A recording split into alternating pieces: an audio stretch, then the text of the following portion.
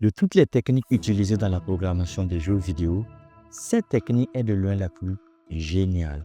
Car si nos jeux sont si cool, si beaux, et si c'est si facile de nos jours de créer des jeux 2D, c'est grâce à cette technique.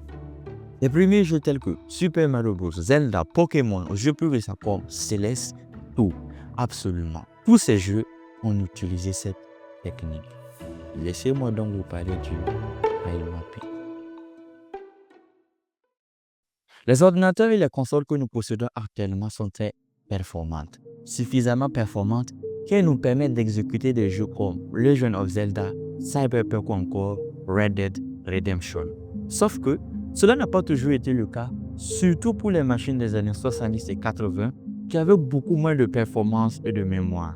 Cela constituait une énorme limite pour les développeurs de jeux de cette époque qui désiraient concevoir des jeux plus immersifs, plus attractifs, des maps plus grandes où le joueur pourrait explorer, voyager et découvrir.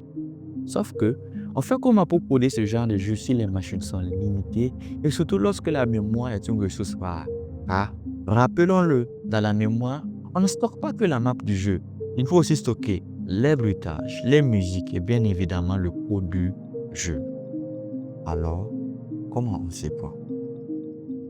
Une première solution serait de réaliser une grande image qui contiendrait tous les éléments de décor. C'est une excellente idée, mais je vous souhaite une bonne chance pour la gestion de collisions car vous allez avoir du mal à déterminer les différents éléments de décor comme les murs, le sol, l'eau, les arbres, etc. Une deuxième solution serait de remédier au problème de gestion de collisions en créant plusieurs images pour les différents éléments de votre jeu.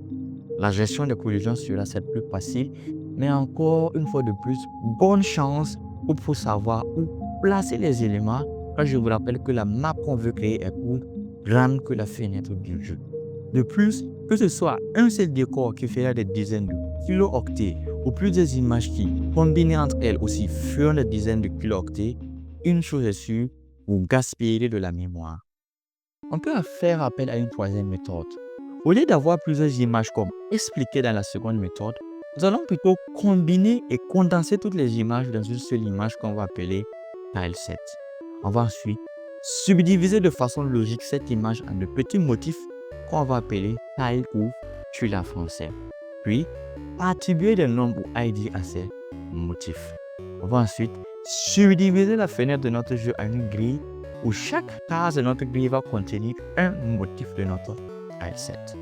Et tout simplement, stocker la grille du jeu sous forme de tableau à 2 dimensions de nombres entiers. Et ça, c'est le path mapping. Et c'est une technique absolument géniale. Cette technique consomme moins de ressources mémoire que celle qui consistait à utiliser plusieurs images. La preuve, les jeux comme Super Mario Bros ou Zelda sont exécutés sur une machine qui n'a pas plus de 4 kilo-octets de mémoire. C'est grâce à cette technique qu'on a le luxe de se balader, d'explorer dans un jeu comme Zelda. Mais c'est aussi grâce à cette technique si on avait des jeux de cette qualité à cette époque. Grâce à tous ces avantages, le time mapping est devenu une technique indispensable, voire incontournable, si on veut créer des jeux 2D de type platformer ou RPG. Et c'est aussi parce qu'il est devenu indispensable qu'il est su utiliser et qu'on a fini par oublier que si nos jeux sont si cool, si beaux, et si c'est si facile de nos jours de créer des jeux 2D, c'est grâce à cette technique.